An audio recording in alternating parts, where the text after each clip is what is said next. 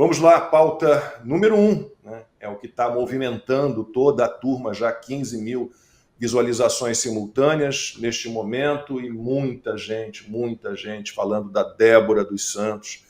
E a gente vai falar do julgamento, entre aspas, da Débora no STF. O ministro Flávio Dino seguiu o voto do Alexandre de Moraes para condenar a cabeleireira Débora Rodrigues dos Santos a uma pena de 14 anos de prisão por participação nos atos de 8 de janeiro. A Débora manchou com batom a estátua à Justiça, que fica ali em frente ao Supremo durante o tumulto em Brasília. A estátua foi limpa no dia seguinte, com muita facilidade, com água e sabão, um jatinho d'água. Só que a Débora está sendo condenada, entre outros crimes, por abolição violenta do Estado Democrático de Direito e associação criminosa armada. O julgamento, de novo, entre aspas, é no plenário virtual da primeira turma do STF, com previsão de durar até a próxima sexta-feira. Além do Moraes e do Flávio Dino, ainda precisam votar os ministros Cristiano Zanin, Carmen Lúcia e Luiz Fux. Se o próximo voto acompanhar o relatório do Alexandre de Moraes, já estará formada a maioria pela condenação da cabeleireira. Consta, começo por você, mantendo a tradição. A gente lembra que em 2018, petistas mancharam a sede do Supremo Tribunal Federal, revoltados, com a prisão do Lula e com uma não concessão de habeas corpus para o Lula.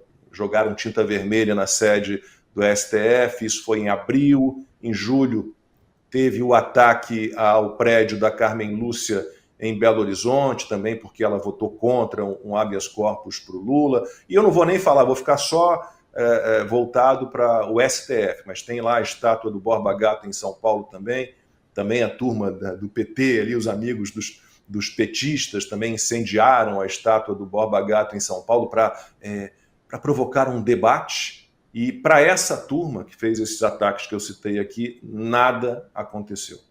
Agora, para Débora, aí a coisa é diferente. Pois é, Lacombe, uma semana difícil para todos, né? Eu começo, inclusive, prestando solidariedade e desejando muita força aí à família da Débora, né? Os filhos pequenos, o marido, a irmã e a mãe que estão apelando aos ministros que restaram da primeira turma para não seguirem o relatório desse psicopata, do Alexandre de Moraes, e o Flávio Dino já seguiu porque é outro psicopata comunista, né? Então, quem votar a favor disso, a gente tem que incluir no rol de psicopatas. E isso é o meu primeiro comentário até, né, desse caso todo. Isso que você falou é importante, porque aqueles que foram anistiados por usar bala de fuzil estão condenando a 14 anos uma moça que usou um batom. E quando você vai ver o voto do Alexandre de Moraes, depois a Ludmila é a especialista na área de direito, nós não estamos no campo do direito há muito tempo no Brasil, mas ela pode falar melhor disso. Mas é mentira que alguns estão dizendo aí que foi só um batom e não foi nada disso, foi muito mais. Aí teve um que colocou assim, ela pediu golpe militar, né? Bom, pedir, qualquer um pode pedir qualquer coisa, vamos supor, vamos admitir que ela tivesse feito isso. Que poder de execução uma cabeleireira armada de um batom tem para dar um golpe? Se a democracia brasileira não resiste a isso, é melhor fechar logo o Congresso e entregar as chaves a alguém. Eu prefiro que a outra pessoa do que o Lula ou do que o Alexandre de Moraes. Vamos logo tentar um déspota esclarecido e não psicopatas corruptos tucanopetistas, né? Então, isso tudo é muito assustador, o que está acontecendo com o Brasil. Dá vontade de desistir. Nós não vamos desistir. Hoje você até pulou aí o boletim da saúde. Eu estava conversando... Desculpa. Provavelmente por isso. Nós estávamos conversando antes. E eu já estava dando para você, né, o relatório de que eu não estou numa semana boa, porque foi a semana da químio, então fico uma semana enjoado e tudo.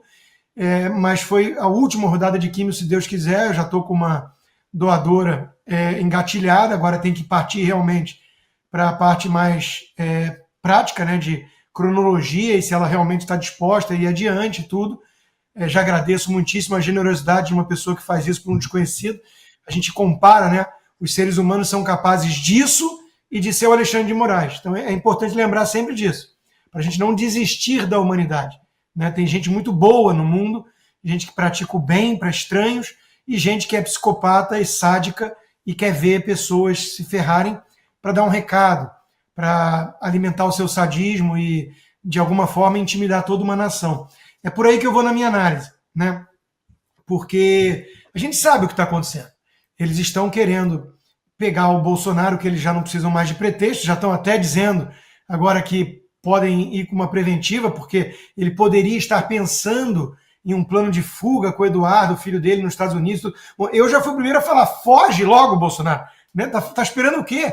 Vai para uma embaixada. Né? Então, a gente tem que ser realista com o que está acontecendo com o Brasil. Eles não precisam mais de pretextos e eles estão querendo intimidar toda uma nação com uma narrativa digna de psicopatas. E aqui vem o ponto principal para a minha primeira fala sobre isso. Eu acho que quem fez o melhor discurso sobre isso foi nosso amigo aqui, Leandro Ruschel, que escreveu o seguinte: hoje é fácil compreender como o nazismo e o comunismo puderam promover assassinato em massa nos seus próprios países com seus próprios cidadãos. Né? Hoje nós entendemos isso melhor. Por quê? Porque eles estão com uma campanha, contando com o Globo e companhia há algum tempo, para desumanizar essas pessoas. E o que mais está me chocando, Lacombe, é a reação de alguns, dizendo, é isso mesmo, 14 anos é pouco, é uma golpista, quem mandou sair de casa? E olha, nós não estamos falando de Tuca Andrade, sei lá o quê, nós estamos falando de Reinaldo Azevedo, César Calejon, que pouca gente sabe quem é, mas estava lá discutindo na bancada comigo na Jovem Pan há pouco tempo atrás. Então, são essas pessoas que estão passando pano para o que estão fazendo com essa família, com esses dois meninos, filhos da Débora.